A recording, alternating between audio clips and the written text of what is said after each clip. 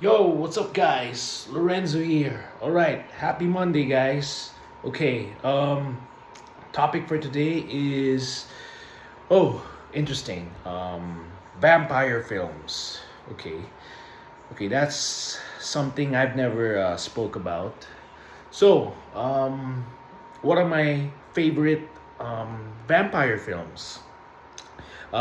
Films that I truly admire um, in the vampire genre. Okay, there's not many, but I'm gonna name three for now that I have recently seen and that I recommend to you guys, to you movie lovers, to you film buffs. Okay, but of course, I'll name a few that I've seen before, like Nosferatu, the new one, the one by Robert Eggers. It's pretty good, all right, but it's a bit artsy and a bit slow, but it's still pretty good. Um, yeah, you have the John Carpenter one called Vampires. All right, the one of James Woods. That's pretty punk rock. Okay, that's pretty valid. And the one of Rodriguez from Dust Till Dawn. The one of Clooney and Tarantino. That was fun.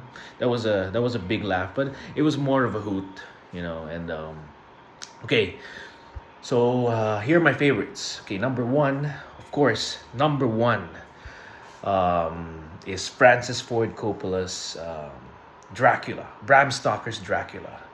All right, so it was made in the early 90s. Okay, it stars Gary Oldman. He plays Nosferatu or Vlad or Dracula himself. Stars Keanu Reeves and Winona Ryder. Okay, for me, this is the best Dracula film told in terms of the adaptation of Bram Stoker's book. Okay, which is because it's very well made, and I haven't seen a really solid Dracula film compared. If you would compare it to Coppola's film, I've never seen a better one. Have you? Because I haven't, and I'm a vampire fan.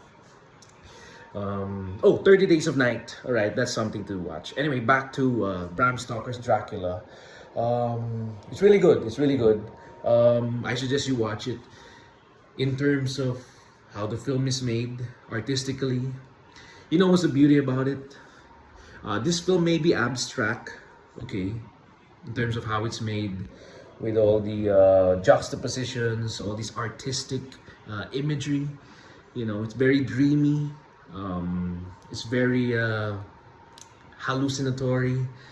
It's kind of like an acid trip in some scenes, but it kind of reminds me of the those old films by this Spanish dude. His name is Luis Buñuel. He would make all these avant-garde art films way back in the 40s and in the 50s. All that stuff. And I think Coppola stole from that and applied his learning skills into this film. So yeah, it's really well made. But also it's kind of it's eye catching. When the images, the colors, everything. That's why it works really well. I mean, Luc Besson, one of my favorite French directors, made his version with Bram Stoker's Dracula. The recent one, it's pretty good. It's kind of what if the French touched the material, But it's pretty good. But of course, still, Coppola's version is still the best. Kind of like Apocalypse Now, the style, and combined with The Godfather in terms of the imagery and the colors, and of course the aspect ratio of the film. Yeah, so it's a combination of that. So it's really good. Bram Stoker's Dracula by Francis Ford Coppola. Go watch it. It's very brilliantly done film artistically, and in terms of experimental, it's really it's out of the box during that time, and still is. So Anyways, yeah. So Bram Stoker's Dracula, um, The Lost Boys. I love that. It's by a guy named. By a director I really love. His name is Joel Schumacher. He made really interesting films back then, including the one in Netflix, the 8 millimeter, the one of Nicolas Cage, and even others. And he's kind of like, how do you say? He's like a B movie director. He makes fun movies, um, focusing on adult taboo material, but he makes it really fun, and he kind of exposes some of some daring social issues, that's happening in the world. And The Lost Boys, really brilliant punk rock 80s vampire film. I love it because it's rock and roll, but it's really cool in a way. If you're a dude, you're gonna love this film. Have a beer, popcorn, you're gonna love this. Have a burger while watching this film. Perfect fit, good combo. So yeah, The Lost Boys, Kiefer Sutherland and Jason Patrick, two handsome dudes.